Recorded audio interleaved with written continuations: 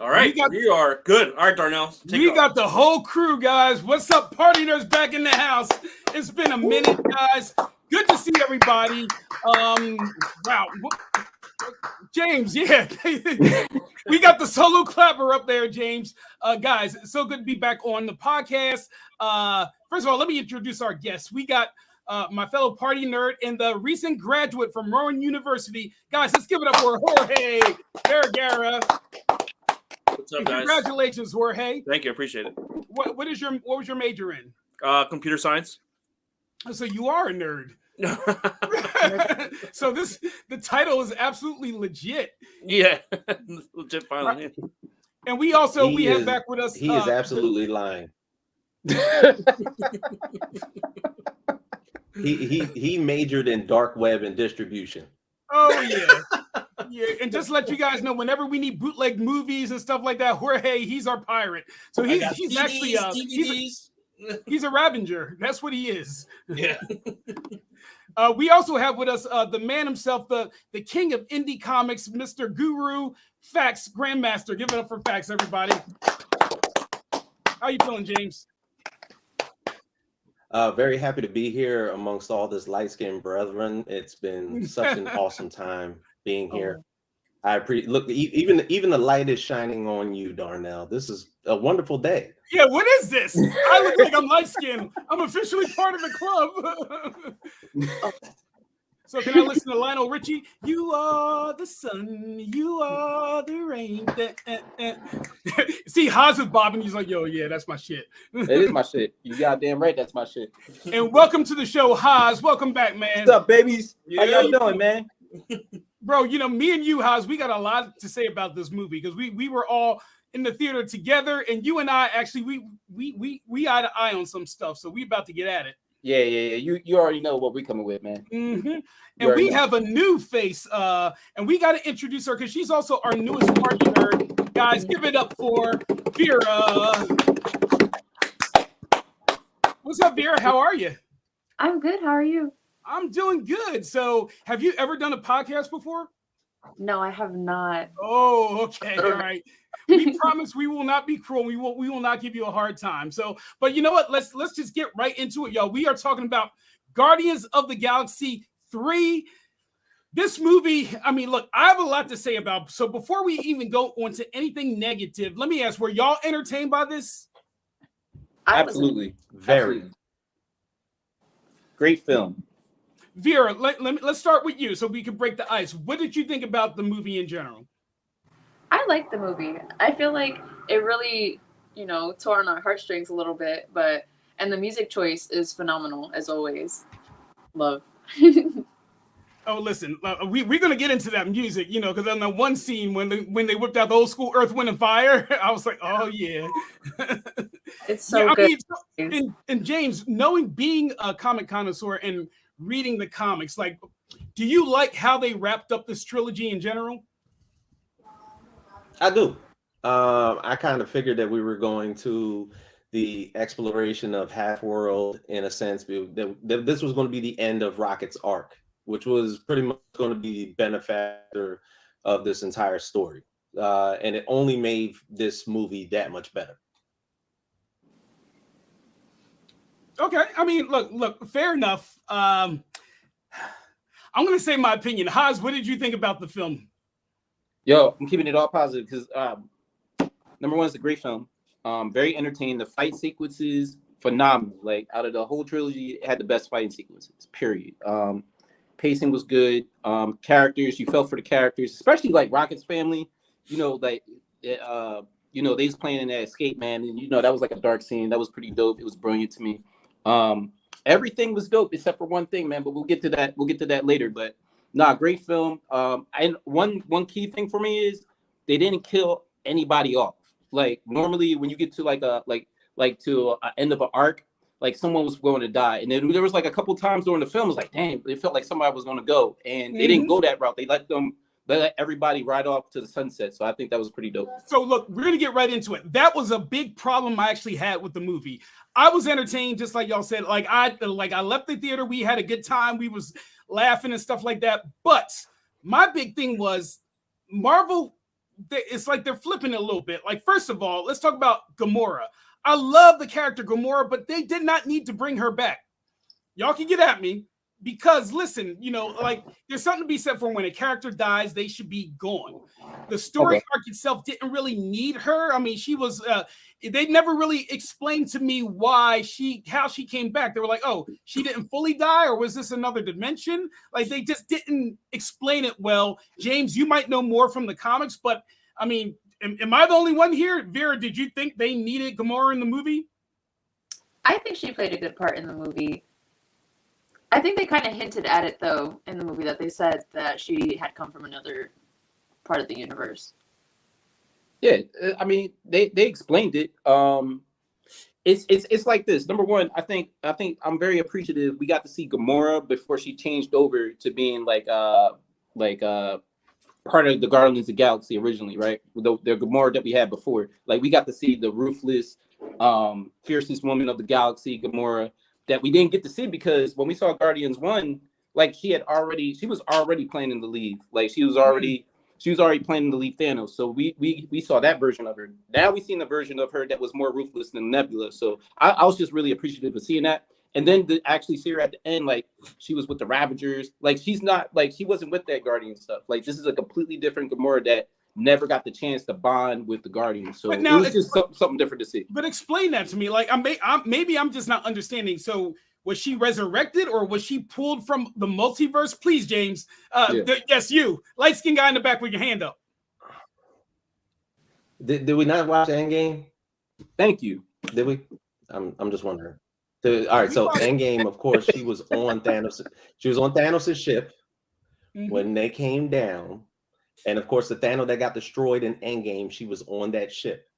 Thanos then dies and his whole army gets annihilated and she ends up sticking around. Her timeline, wherever the fuck she was from, totally vanished. Now she lives here in the present. 100%. So the most vicious and dangerous woman in the galaxy is now living amongst everybody. And now she doesn't really have a home. So she joins the Ravagers. She then meets Peter Quill, but it's not who Peter saw in the beginning, right, or anything like that. So this Gamora that's walking around is exactly the atypical person that we see from the comics. She is the most dangerous woman in the entire galaxy. As a matter of fact, her getting switched up to her personality change, how she got switched up from from the first movie to the second movie and everything like that, to where she got a little bit softer and everything like that. That's totally, like, that was her arc then. We get to see Gamora as she was prior to meeting Peter. Makes sense.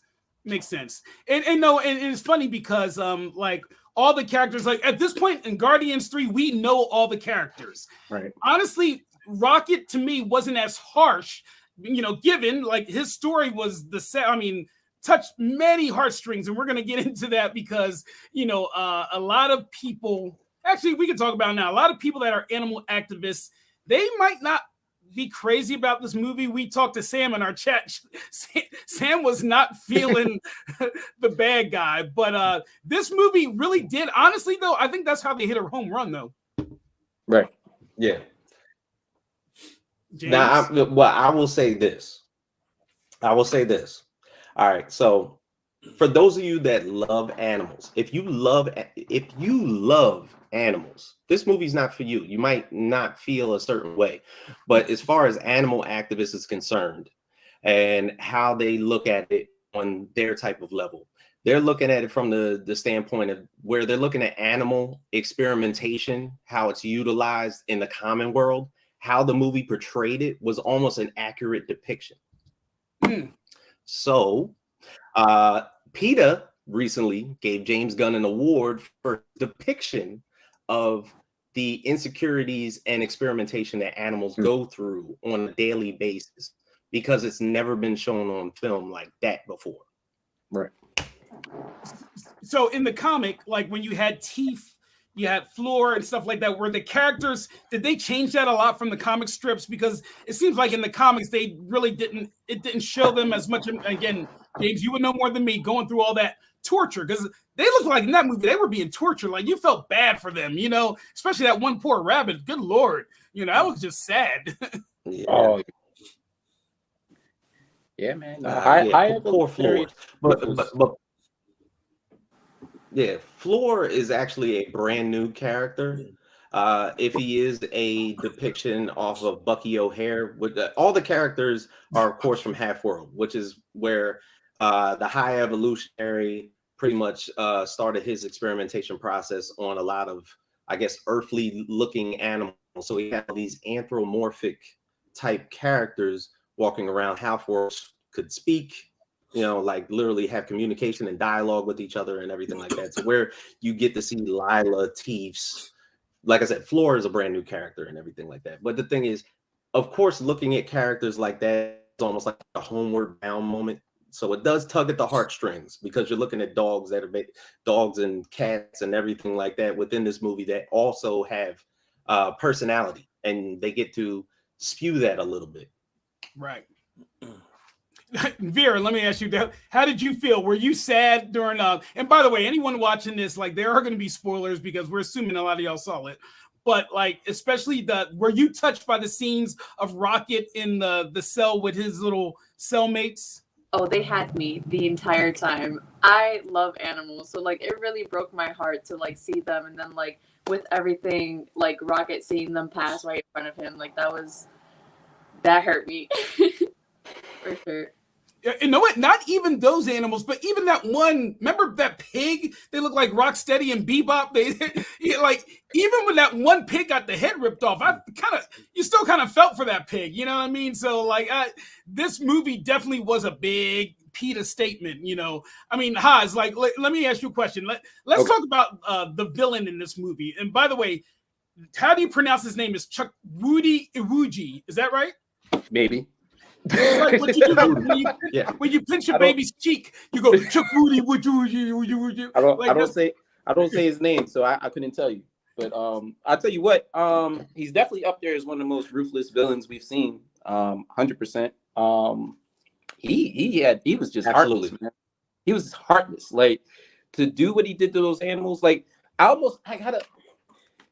mean, from what I remember about the High Evolutionary in the comics, I feel like he was even a step above. Like he was way more ruthless than he was in the comics. That's what I remember.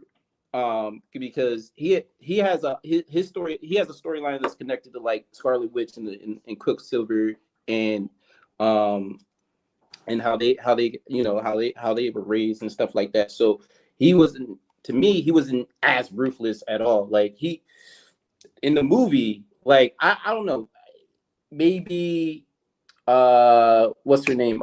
Thor's sister, Hela. I mean, she was maybe as ruthless.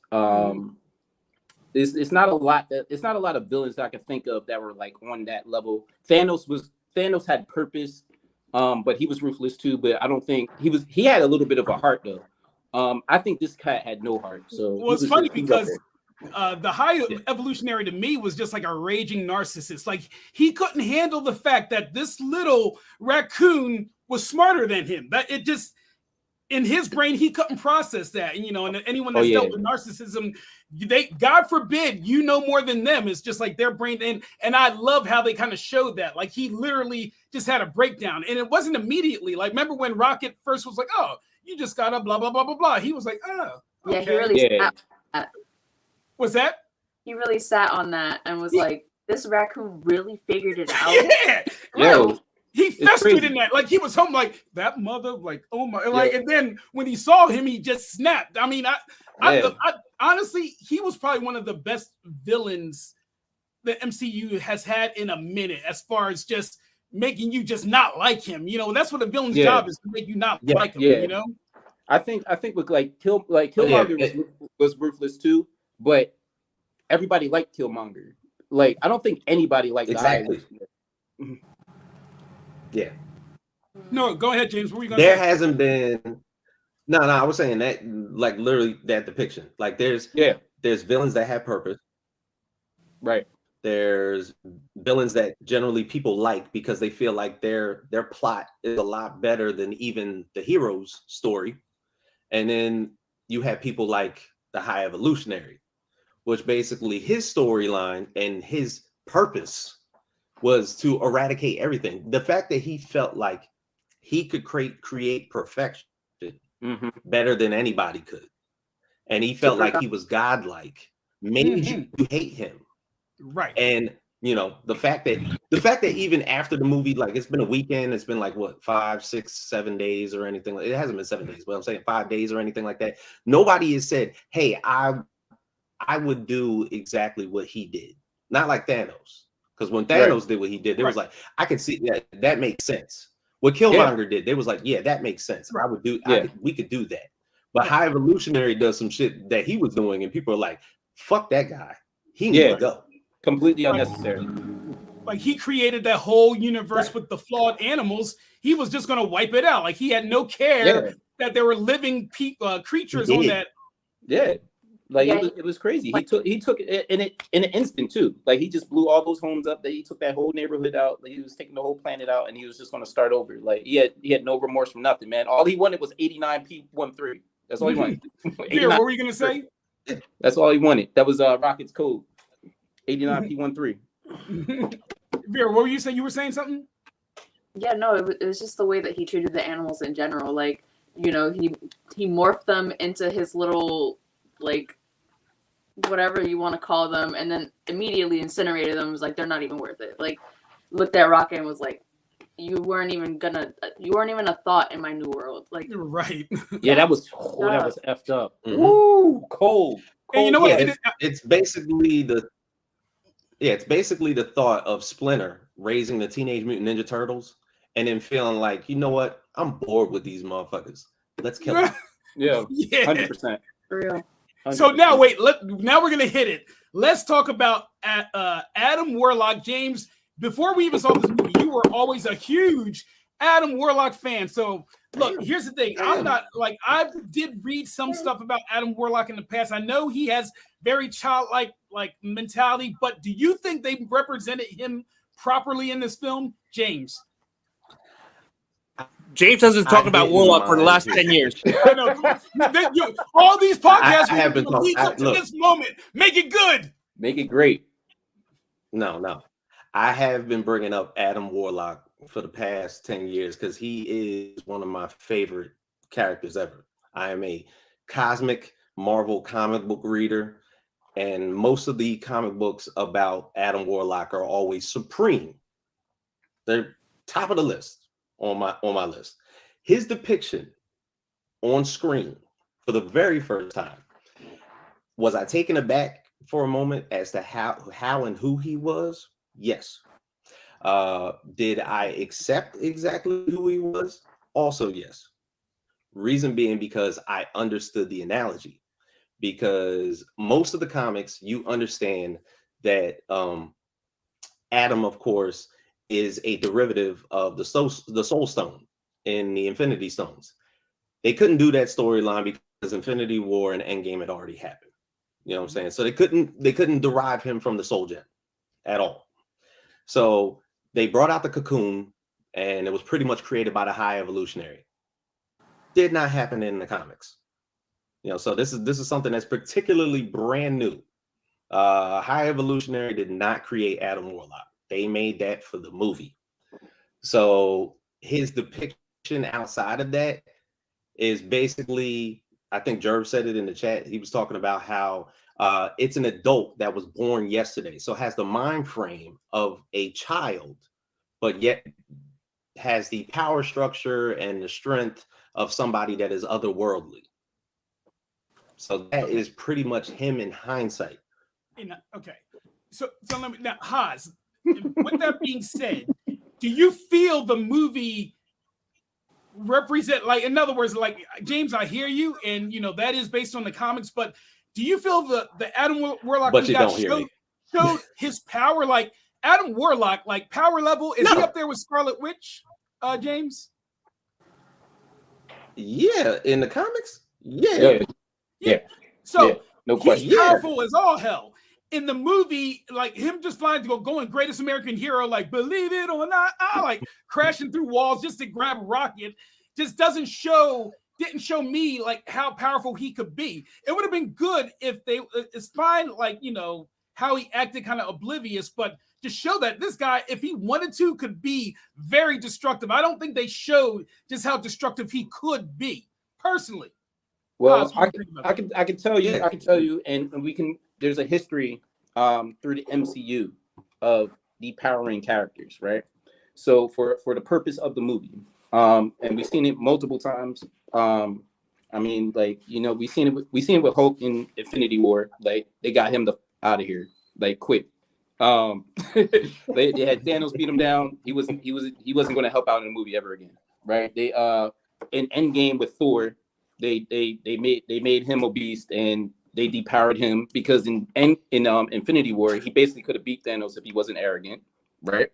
So we've seen this Star-Lord in the second one. Like he was godlike. He had godlike powers for a movie and they stripped it from him, right? So he can be regular for Endgame in Infinity War and Endgame. So we've seen a history of that: Scarlet Witch, Captain America, Bucky, right? So I understand, just like James said, like I totally get why they went that route, right?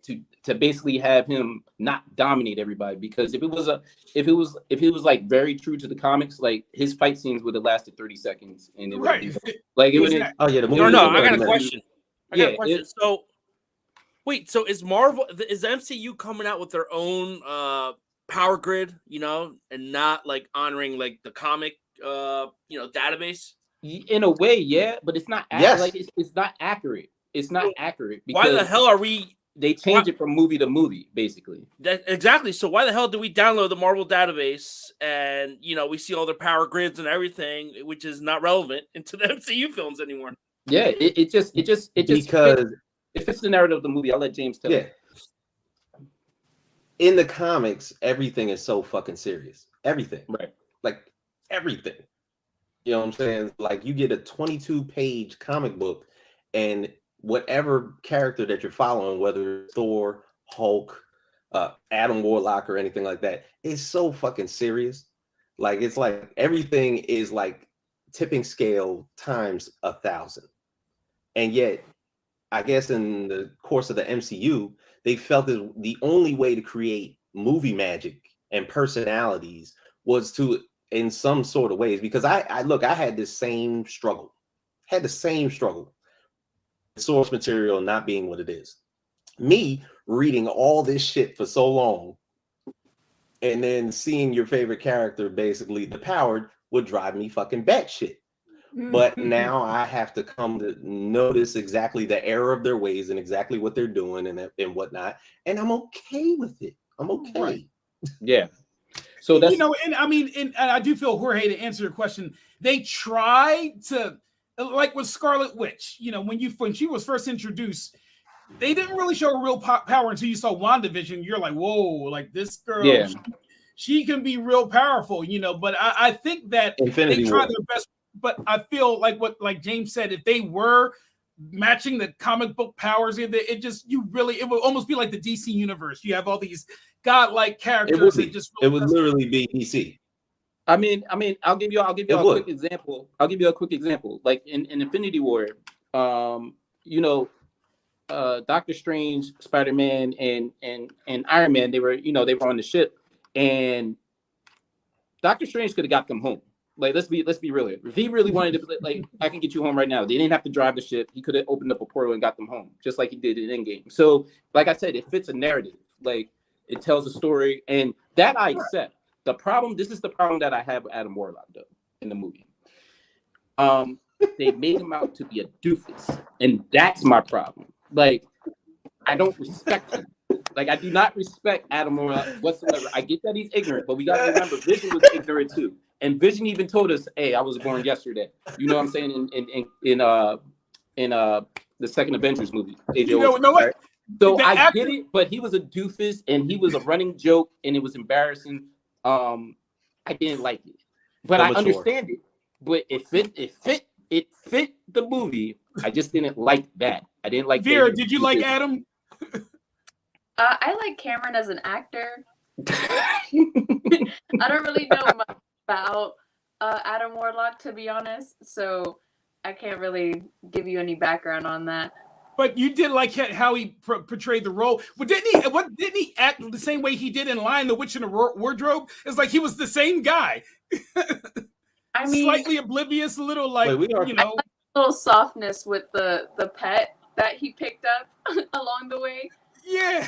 I did like that though. I like the pet. That was sweet. Wait, we got a comment. We got a comment on YouTube. E. Bradley says, "Don't give them a pass on power levels. They will ruin X-Men." So you guys think that the MCU is gonna fuck up X-Men by nerfing them and depowering them?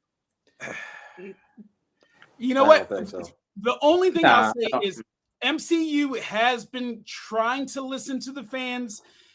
I hope they do. Like, I really hope that, you know, they don't just get so creative and so off the wall that we don't get the X-Men. Like, give us a little bit of what us old school heads know. You know, if you want to change something up here and there, fine, but don't go too far off.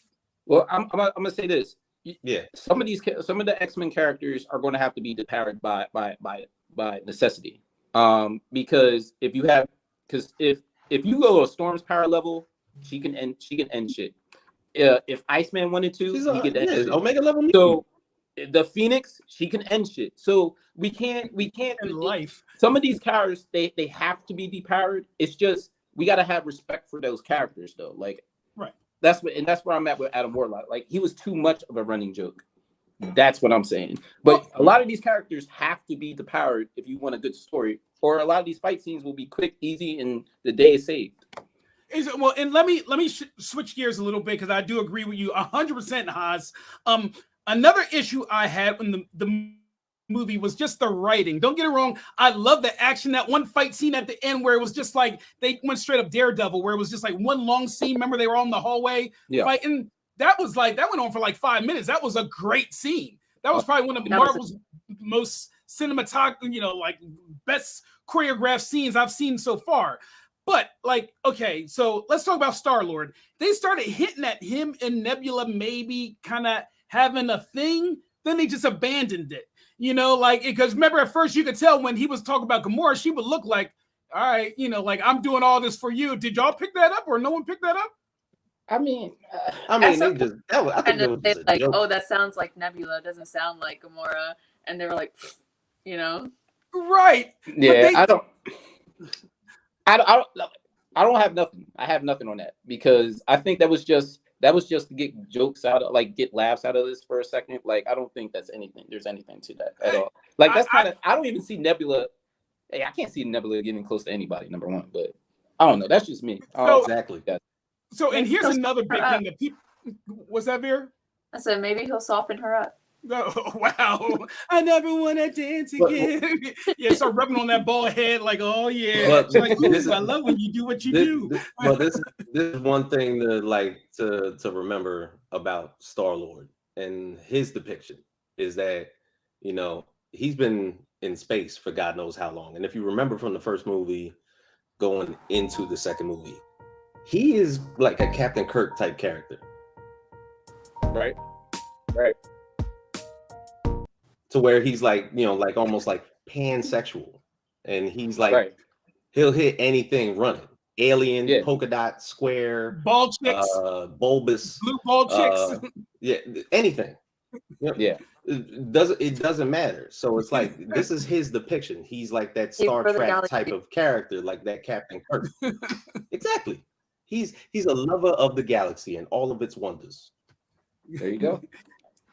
Yeah, I like I said, I think in general the movie, it was a good movie. Here's another little issue I had, not a big one. At the end of the movie, when Groot says, "I love you guys," and no one reacted. Like they should have made them all be like, "Did you just?" You know why? What the hell? Like what the hell? You know what that was? I think James is going to. You know what that was? Go ahead, James. That was the audience's way of finally hearing Groot for what he was saying. I'm with him 100%. Okay. You know what? And that's what I thought too. Yeah, we're fair enough. Fair enough. That was like a fourth wall break. That was like subtitles. Yeah, that was a fourth wall break. Exactly. Yes. Yeah. Okay, that actually explains that because that kind of bothered me. I was just like, wait, everyone should have stopped and be like, you actually could speak English, but all right, that was for us. Okay, Yeah. I can get down with that. I can get down with that. Now, do you think moving forward, do you want to see another? Because they like Star-Lord will return. Do we want to see him again? You're gonna see him in the King Dynasty or you know what's the King Dynasty and what else, Gene? There's no more Kang Secret Dynasty. Wars. Secret World. Yeah. Oh yeah, Kang. Wow. It will happen. Kang's locked up. No. Y'all know, because you have to think about this. The whole depiction of the multiverse saga is the fact that there's variants everywhere. Who's not to say that the High Evolutionary, another dark-skinned brother, can replace another dark-skinned brother, and basically this guy, was it Chibouti, just ends up becoming our brand new Kang. They're gonna have to get creative. I hope not. They're in a DC situation with him right now, so I mean, it's you know, that's probably another whole podcast in itself. But look, yeah, I wonder Jonathan's if out this of is here. Listen, if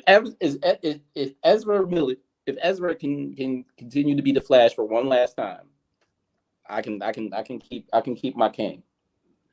I feel like I can keep my King. Bro. DC ain't Disney, my brother. I know, but I want to keep my King, man. He was menacing a little bit. I like the couple depictions. I like the couple variants that we've seen so far. I was very excited about the Council of Kings. And so wait, let me ask y'all a question. Don't these actors have to sign something? Don't they got to sign something saying like, look, do not, like, if we're going to give you this major role, you can't even be going to clubs, you know, because nowadays it's a liability. It's just amazing to me that these, honestly, like, his life was just about to go. Now he's like pretty much what happened like to Gina Carano. It's the same thing. It's just like you hit a wall. It's like, it is what it is. Look, he's gonna be the Leonardo DiCaprio of Tubi Films. Straight up. You ain't right. But listen, let's just kind of wrap this up. So ultimately, Vera, what were your overall thoughts on the movie? Would you see this movie again, or is this something you were like, all right, I enjoyed it, I think I'm good to go? I would say that, like, I wouldn't pay to see it again, but once it comes out on Disney Plus, like, I'll watch it again. I'll have a trilogy marathon. But yeah, you're like doing other stuff in the house. You like washing clothes, looking at TV. It's not like you're going to be invested in it. Yeah, it was good the first time around, but it's not something that I would rewatch. And that's keeping it real. Again, I going back to what you said earlier, Haz, like, I really feel that if you would have lost a character forever, I just think you would like just think about why people love Endgame and stuff like that, or Infinity War, because characters died, you know, and when that happens, it really does take a project to the next level, you know, like, you know, I feel that that's where they missed the mark, even if it didn't have to be Rocket. It could have been whatever. It could have been Kranglin or whoever the Yondu's dude or whatever. If someone died, I feel it would have like made it that much. Remember Yondu? When Yondu died, that like you think of Guardians of the Galaxy 2, you think of Yondu's death. That was huge for that movie. Yeah, but in all actuality, like, it's almost expected for someone to die. So like they had to go a different route. Like, you can't, not every film or not every ending to an arc has to deal with someone. Like, it's okay to have a somewhat of a happy ending. You know what I'm saying? Like, not everybody has to die. Like, almost none of these heroes have parents. Oh, wait. I'll time out. Teeth did. All those animals, they died. They got murked. Oh, well, I mean, listen. That scene, that scene when Rocket was trying to escape, that joint that it will haunt my dreams. Like, it was really dark. But like I said, like, not every movie that everybody has to die. Like, it's okay for them to move on from being a quote unquote superhero and to actually live a life not being a superhero for once. Like, and then we'll get them back, and then we'll get some of these cats back for the big ones like King Dynasty and Secret War. So you know what? And this is another big point. And this real big. There's a lot of people complaining now that the movie's too violent for kids. I thought it was fine. The two scenes that actually just stood out to me is when they ripped off that pig monster's head, and when they took the face off, when Nebula straight up like flayed the face off of the High Evolutionary. That was pretty. That's like 80s horror, like gory, right there. That was really cartoony. Yeah, but it was, but not kids won't look at it like that.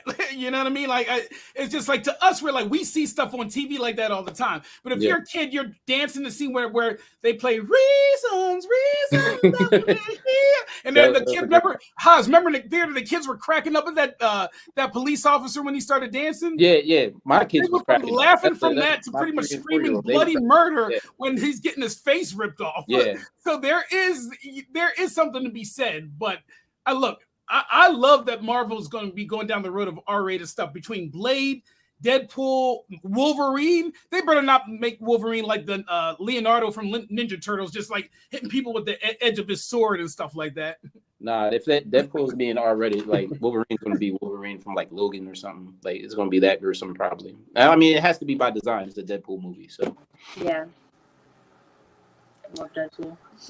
So, James, what are your final thoughts on it? Do you think that James Gunn wrapped up the trilogy pretty well? Are you looking forward to where things are going from here? Or do you have superhero fatigue? I think no, I do not have superhero fatigue at all. But I will say that it was a great conclusion to an excellent story. I felt like the trilogy definitely did its job because mostly usually with 3 movies, there's usually a bad one. I don't think there was one that was like overly horrible. But I'm also excited for the next iteration of Guardians of the Galaxy because literally without Star-Lord, Drax, Mantis, Gamora, all of them are pretty much out. So that leaves you with Groot, Rocket, Cosmo. What was it? Kraglin? Cosmo and Phyla-Vell. Phyla-Vell, the little girl that they rescued in the ship. That is Phyla-Vell from the Kree Empire. The little so you're going to see her in the Marvels coming up. If you see her in a grown version, she's been a member of Guardians of the Galaxy in the past. So they keep on bringing along these younger characters and everything like that. Look, we talked about this Young Avengers thing that's been popping off. And everything like that. So I agree, and hopefully we get an Adam Warlock that's a little bit more mature, like not crashing through walls and like you're going to get it. No, so, I mean you're going to get it. You're going to get it. But no more running joke. Let's give me what I one movie. That was it. Yep. Well, guys, thank you guys for coming on tonight. It was great to be back doing this podcast. So, the next one when does the Marvels? When does that drop? Like November, my brother. November. Yeah, because I'm not for nothing. I'm ready for this Secret Invasion. So that's really what I'm focused on. So no, they want to know what we're gonna do next Tuesday. Oh, we got a lot to talk about. Yeah, keep in mind, when we haven't done the show in a while, there's a lot of topics we'll hit on, but just let them know we're going to come up with something good, I always got shit to talk about. Oh, yeah. Like, if y'all, people watching this, if y'all listen to our chat, there's always some drama going on, like half the time it's started by Jerv. So, but guys, thank you for coming on the show. Everyone, appreciate you, Vera. Yeah, guys, give it up for Vera. First time on the show. Yo, congrats, Vera. Good job, Vera. Congrats. Yep. Did a good job. You weren't sweating. You weren't just like, I don't know what to say. Oh, Lord. Try not to. All right, guys, we will see everybody next week, and we will definitely, whoever asks a question, come up with a really good topic. Peace. Bye.